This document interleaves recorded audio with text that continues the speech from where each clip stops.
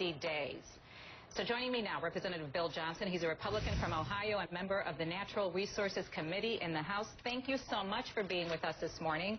Are you pleased that the president is going to expedite this?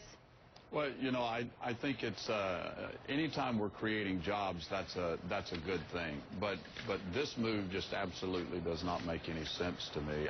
I don't understand why the president simply doesn't go ahead and approve the entire Keystone XL pipeline. I mean, what good is it going to do us to put in the lower half of the pipeline if we can't get the oil from Canada by doing the top half of the pipeline? It's sort of like giving someone a car and saying we're only going to let you put tires on the back. You can't put any tires on the front.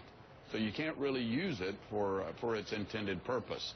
It doesn't make any sense to me, and with gas now double what it was when the president came into office. Let's talk about that, because there are really three big issues here that folks are debating. It's, will it lower the gas prices? Will it create a lot of jobs? And then there's the environmental concern in that area. So let's start with the gas prices, right? We're going to listen to what Nancy Pelosi said, and then I want to talk about it. Sure. The fact is this pipeline was going to be built, or may still be built, to bring oil to the refineries to take it overseas. This isn't about domestic consumption. And the New York Times actually says that foreign companies are 5 out of the 6 companies that have contracted for 3/4 of this oil. The one American company that's contracted is geared towards export. So how would it help us here in the United States, and how would it lower gas prices? Well, you know, because of the president's failed energy policy, you know, he says he wants an all-of-the-above energy policy. He doesn't really have regulatory actions in place to give us an all-of-the-above energy policy. We haven't built a new refinery here in America in 35 years. Anytime that we have seen domestic oil production go up, we've seen a lowering of gas prices. And as I mentioned before your question, gas prices have doubled since President Obama came into office. In my little hometown of Marietta, Ohio, they topped $3.99 a gallon just yesterday.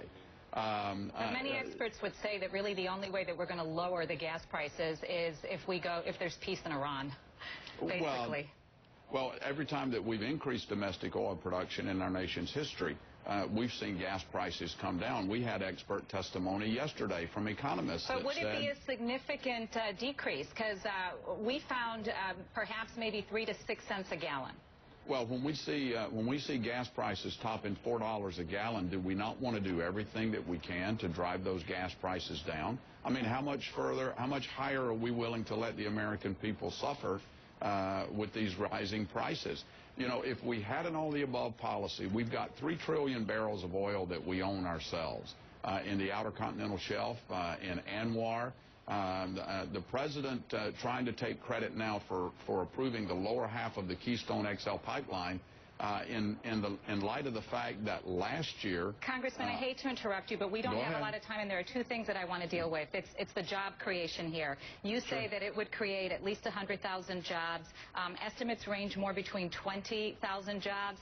Temporary jobs here. How do you respond to that? And then I have one more question after that for you. Sure. Well, I'm not sure where you're getting your numbers from, but the numbers that I have and the experts that I've talked to... The State Department says between 5,000 and 6,000 jobs, sir. Well, 20,000 jobs are for the whole pipeline, are the construction jobs, immediate jobs to construct the pipeline. And then you're talking about over 100,000 jobs as that pipeline begins to produce and we see that oil begin to flow.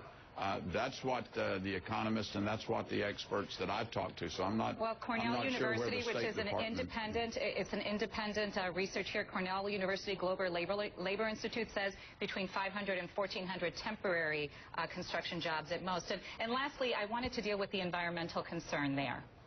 Well, you know, the State Department conducted its environmental concern. The State Department had already given its approval, and let's not forget that the president approved a very similar pipeline to this and considered the environmental concerns with the Alberta Clipper that runs from Vancouver down to Wisconsin. So, I mean, this doesn't make sense. We can stand on environmental concerns that are not based on science and fact, But the truth of it is, the State Department had already concluded its environmental analysis. All right, Congressman Bill Johnson, thank you